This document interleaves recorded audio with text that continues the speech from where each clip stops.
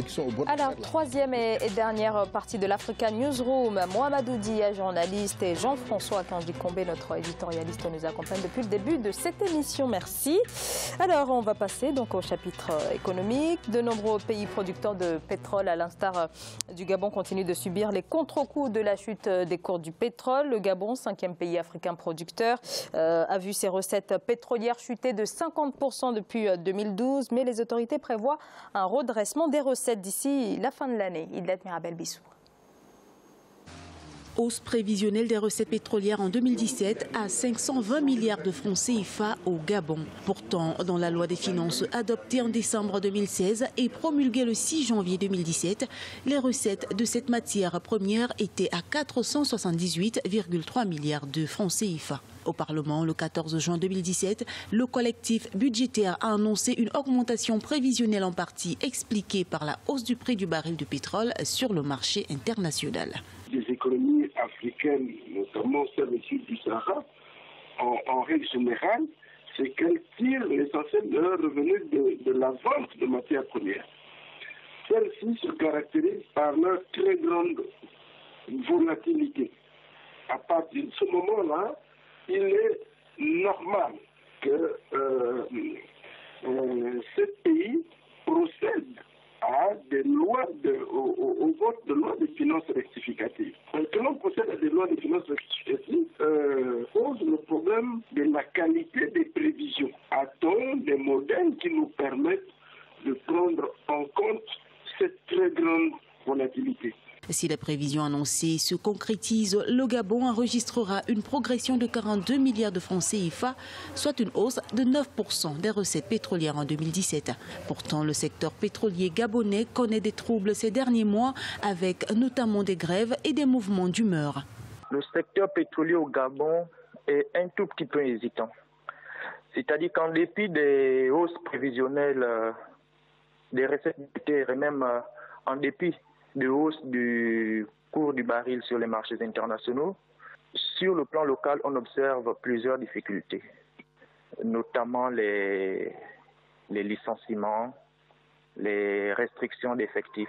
En 2016, un effondrement de l'impôt sur les sociétés pétrolières à 1 milliard de francs CFA a été observé contre 43,3 milliards de francs CFA en 2015.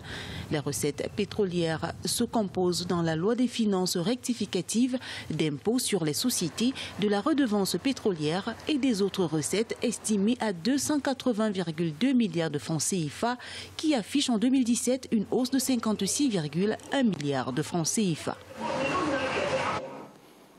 Jean-François, la progression prévue serait de 9% après, et cela après une baisse de près de 20% en 2016. Les prévisions des autorités gabonaises sont-elles pragmatiques à la lumière de la conjoncture actuelle? Je n'en sais rien si c'est pragmatique, si c'est raisonnable, rationnel. J'observe seulement que lorsqu'il s'agit de prévoir, en tout cas de faire des prévisions à inscrire dans le budget national en hausse, on se permet de faire des prévisions, mais on n'a pas d'approche prévisionnelle lorsqu'il s'agit des baisses. Et on est confronté à ça lorsque ça arrive, que le prix du baril a baissé. Je trouve même que c'est une... on aurait pu penser que cette crise-ci a fait entendre raison à nos chefs d'État et à nos gouvernants, c'est-à-dire qu'il ne faut pas anticiper positivement au-delà de ce qui est raisonnable, même voire ne pas anticiper du tout sur les hausses du baril et diversifier l'économie, essayer de trouver d'autres sources de revenus à l'État. Mais là, c'est à nouveau la course en avant. Et dans le contexte où nous sommes, je ne sais pas du tout si c'est raisonnable de prévoir une hausse du prix du baril lorsque nous savons qu'il y a une crise qui s'annonce dans le Golfe Persique, dans les relations entre le Qatar, l'Arabie Saoudite, etc., et qui peut avoir des conséquences considérables. Donc vous pensez que les autorités gabonaises n'ont pas pris en compte ce contexte international? Je pense qu'il aurait été plus raisonnable de maintenir ce qui avait été prévu dans le budget, quitte à ce qu'il y ait, à la fin de l'exercice budgétaire, on constate qu'il y a des surplus. Ces surplus-là auraient été inscrits dans le budget de l'année suivante et je pense que c'est une attitude plus raisonnable que celle de prévoir à l'avance que le prix du baril va monter, alors que même les marchés ne sont pas capables de dire si le prix du baril va monter de temps ou de temps. Alors, Mohamedou Dia, le pétrole, c'est 40% des recettes budgétaires du Gabon. Admettons qu'il y a effectivement cette hausse des recettes. On sait que la chute des cours du pétrole a profondément miné l'économie gabonaise. Les Gabonais vont-ils pouvoir quand même profiter de ce regain annoncé? Si c'était vrai, oui, il faut souhaiter que ça soit vrai pour les Gabonais parce que quand même ils ont, l'année dernière avec la campagne électorale, ça a été très très dur pour les Gabonais et surtout pour le régime, hein, parce qu'avec la chute des recettes, les possibilités avaient beaucoup diminué. Bon, mais le problème c'est en amont, c'est-à-dire que quand il y avait beaucoup d'argent, c'est en ce moment-là qu'il fallait faire des réserves, qu'il fallait faire comme les grands pays du Golfe, comme le Koweït notamment, qui à une époque avait plus de 1200 milliards de fonds qu'ils avaient attribués pour les générations futures, entre guillemets. Mais voilà des choses qui sont non seulement indispensables, mais qui sont, j'allais dire, morales, entre guillemets. Parce que les générations futures ont droit aux recettes pétrolières, puisque ce sont des recettes de leur propre pays, en tout cas, voilà. Et les investissements doivent être planifiés sur le long terme, et en tenant compte non seulement de l'évolution démographique et de tout. Et peut-être même du contexte actuel.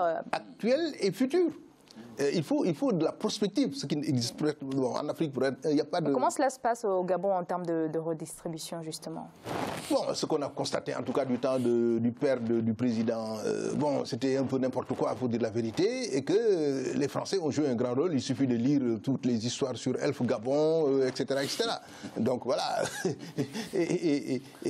Bon, ce n'est quand même pas mieux. Ce n'est quand même pas mieux aujourd'hui, en tout cas pas beaucoup mieux aujourd'hui, parce que quand on regarde notamment l'état des infrastructures sanitaires, les routes, les choses élémentaires, c'est-à-dire l'eau, etc., dans un pays qui est assez peu peuplé et qui avait les ressources pétrolières que nous connaissons, on aurait pu faire mieux. Espérons que cette fois-ci on fera mieux, mais je crains que ce ne soit pas le cas parce que ces recettes prévisionnelles, le fait de les inscrire dans le budget, ça montre bien qu'on est encore prêt à consommer avant d'avoir touché l'argent. Ouais, c'est ça. Mais il y a un débat, qui est intéressant de ce point de vue-là, c'est que au niveau du Gabon et des pays limitrophes, l'argent, la seule ressource pétrolière n'est pas disponible. Il y a d'autres ressources. Par exemple, le Gabon est un pays qui peut se diversifier. Le Gabon a des possibilités énormes au niveau de l'agriculture, au niveau de la pêche, à tous les niveaux, au niveau des ressources minières. Donc le Gabon, c'est vraiment doit diversifier davantage. Il faut diversifier l'économie et ne plus compter sur les recettes pétrolières. Ça fait quand même plus de 50 ans que le Gabon exploite du pétrole. Je ne sais pas combien il en reste encore, pour combien d'années. Parce que la ressource pétrolière, c'est une ressource qui est limitée dans le temps. La diversification a déjà été amorcée, mais ce que l'on demanderait, c'est que ça soit fait avec plus de rigueur. Par exemple, l'exploitation du bois gabonais ou des bois d'Afrique, dans tous les pays d'Afrique centrale, d'ailleurs c'est le cas, nos pays dilapident des ressources qui sont les richesses non seulement de nous, de notre génération, mais des générations futures aussi. Un peu de rigueur ne ferait pas de mal, et voire même la renégociation des contrats qui nous lient à ces entreprises étrangères ou ces investisseurs étrangers. Et ce qui permettra cela, c'est des avancées démocratiques réelles dans l'ensemble de ces pays-là. Alors, le paiement mobile continue de s'étendre sur le continent, et dans ce domaine, la Tanzanie est actuellement en pole position. Plus de la moitié des utilisateurs de téléphones portables ont adopté ce mode de paiement. Idlet Mirabel Bissou.